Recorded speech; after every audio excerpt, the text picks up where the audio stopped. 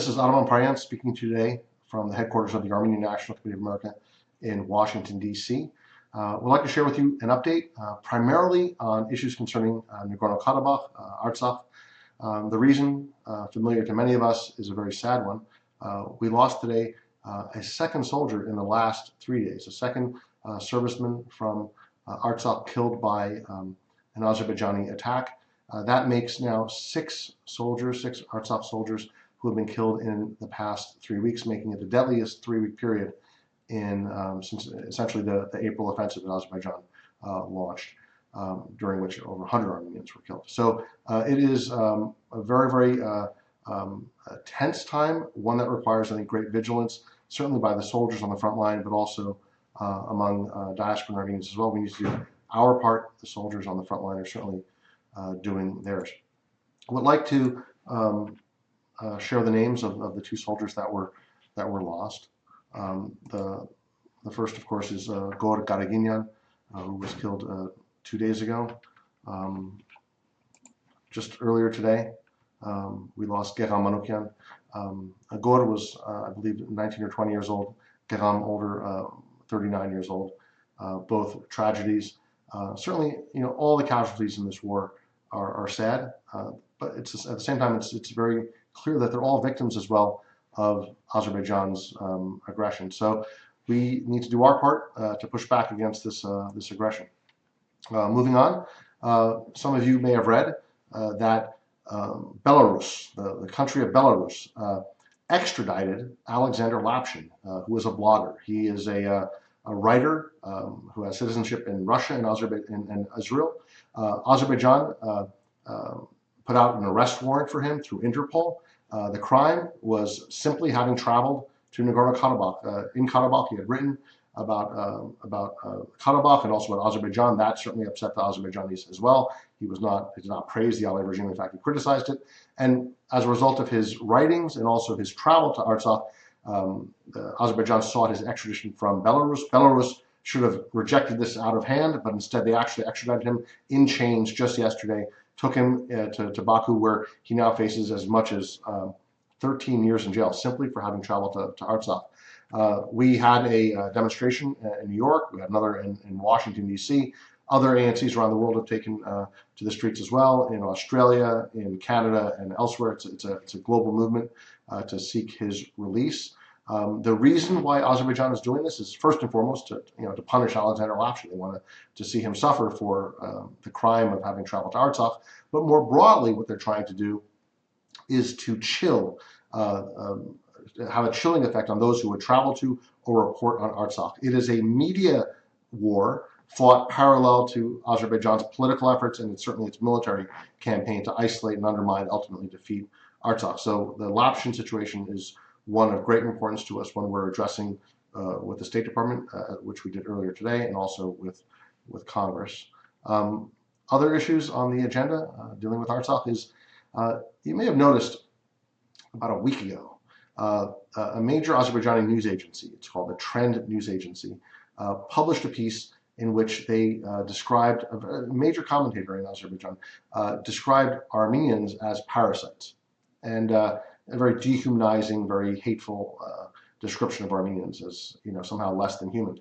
We did a little research on it and found that the last time an ethnic group was called parasites in a very kind of major, powerful way by a state actor was Adolf Hitler, who prior to coming to power in his book Mein Kampf had called Jews parasites. And we looked up the text, and you can see here on the screen that it's almost word for word, a plagiarism on the part of this Azerbaijani writer of Adolf Hitler's words. It's really, really an ugly, hateful incitement against the Armenians.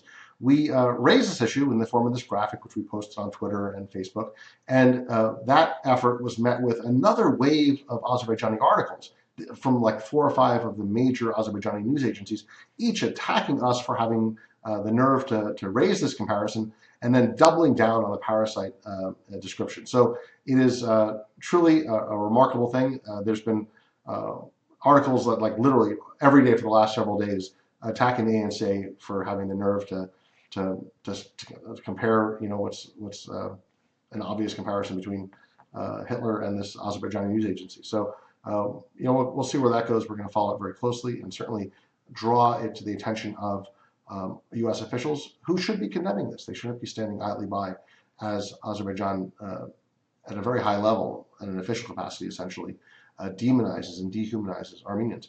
We know from genocide scholars, from genocide prevention experts, that this type of dehumanizing is a classic precursor of atrocities, and we worry about that, for that reason and many others. Other issues, you may have read in the papers recently that Azerbaijan and Israel report that they have closed a deal for Israel to sell the Iron Dome weapon system to Azerbaijan. This is a very advanced anti-missile system that would help Azerbaijan have a greater first strike capacity against Armenia. In that sense, it's very destabilizing, and it represents a major threat to peace. Again, having looked into this issue with the administration, with Congress, and with experts in this field, we've come to understand that this particular weapon system was jointly developed with the United States, and it includes very sensitive U.S. parts and technology. And as a result, any sale by Israel to Azerbaijan of this system would require a U.S. review. In fact, it would require, quote, the prior consent of the U.S. government because, American concerns about the stability of the region, who Azerbaijan might in turn share these weapons with. So we're going to follow that very closely, work with the administration, work with Congress to not see this new weapon system escalate the military situation in the region and represent a new threat to both Armenia and Artsakh. Here is the actual agreement that we were able to identify. This is the actual agreement between the United States and Israel, and it's a lengthy document.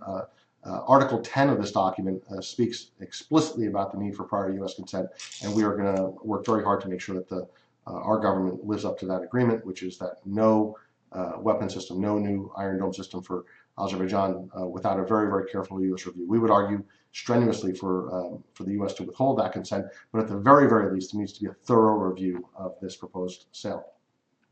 Moving down the list, we have here, for those of you who follow social media, especially Twitter, you may have noticed several days ago that the former Prime Minister of Sweden posted a graphic on his Twitter feed in which he talked about the cultural and religious divides in Europe, including here Artsakh, Nagorno-Karabakh, as a Christian territory within this European map, and that fostered or sparked a wave of angry attacks from Baku and Turkey. But it's the truth, and we thank former Prime Minister Hilter for having posted that. Wrapping up, I want to say that we do need your help, and I hope that you will go to www.anca.org/Baku, anca.org/Baku. Write a letter to your members of Congress. Ask them to commemorate the Baku, Sumgait, Kirovabad massacres. These took place, a generation ago, but the pattern of violence that began in the late 80s and early 90s has not ended. In fact, it's continued until this very day.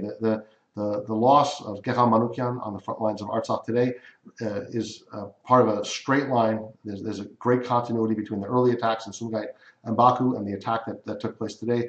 There's been a pattern of Azerbaijani aggression paralleled by a reluctance of the international community, our government included, to challenge that aggression. If we are going to see, and if we're going to see a situation in which violence ends, in which the cycle of aggression has been broken, it will require us to do our part, encourage our legislators, our elected officials to challenge Azerbaijan's aggression. They can begin that process by commemorating Sumgait, Baku, and the other massacres, and also committing themselves to a peaceful resolution of the conflict in and around Artsakh. These are some of the issues that are on our agenda today. There are many others, especially in non-Artsakh issues, but I wanted to share these with you and to encourage you, please go visit anca.org/Baku, and we will check in again soon. Thank you very much.